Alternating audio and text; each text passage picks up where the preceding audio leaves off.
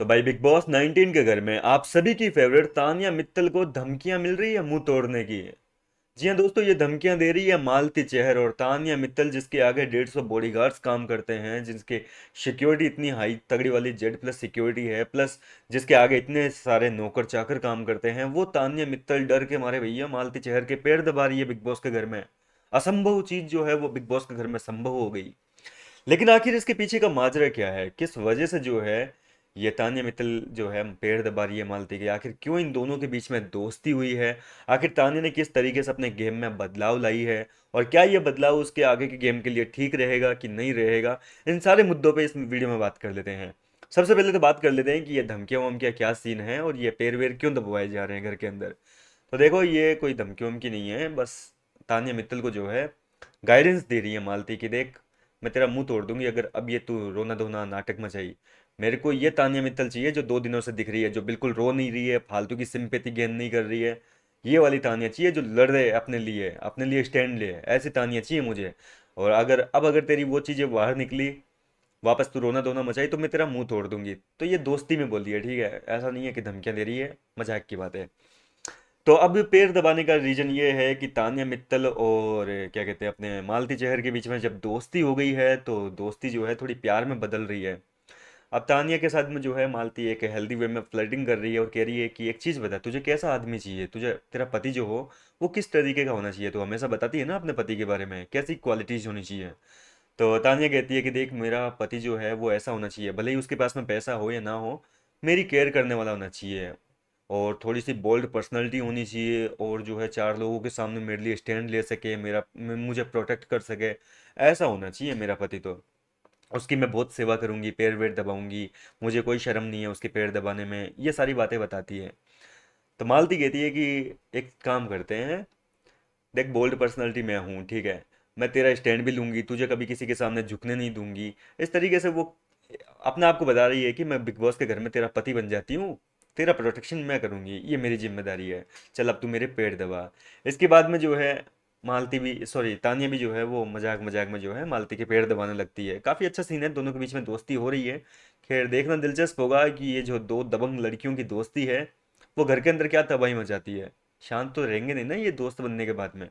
खैर, अब आते हैं कि तान्या मित्तल ने आखिर मालती के साथ में ये दोस्ती का हाथ बढ़ाया तो क्यों बढ़ाया, जबकि आपने तो देखा था ना कि घर के अंदर इनके बीच में तगड़ी वाली राइवलरी थी, एक दूसरे की कट्टर दुश्मन बनी हुई थी।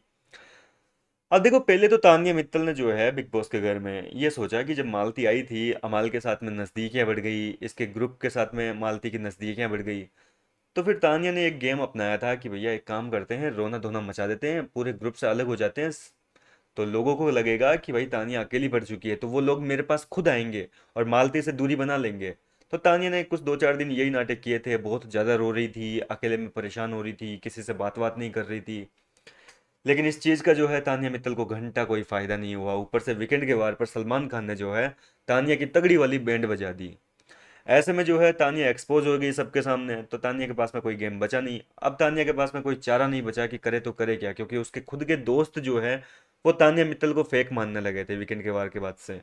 तो तानिया ने सोचा कि देखो, अब रहना तो इसी घर में है, ठीक है, अब क्यों ना जो है दोस्तों से, मतलब एक तरीके से वो कहावत सुनी है ना कि समुद्र में रह के मगरमच्छ से बेर नहीं करते, पानी में रह के मगरमच्छ से बेर नहीं करते।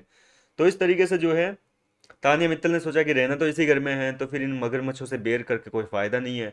फालतू अकेली घूमती रहूंगी तो कब किसी के निशाने पर आ जाऊंगी और कब घर से बाहर चल जाऊंगी, पत्ता कट जाएगा मेरा। तो अब रहना इन्हीं के साथ है, तो क्यों ना इनके साथ में थोड़ा कॉर्डियल हो जाए, मतलब इनके साथ में जो है दोस्ती बढ़ाई जाए। और इस तरीके से जो है मालती के साथ में तानिया ने दोस्ती का हाथ बढ़ा लिया।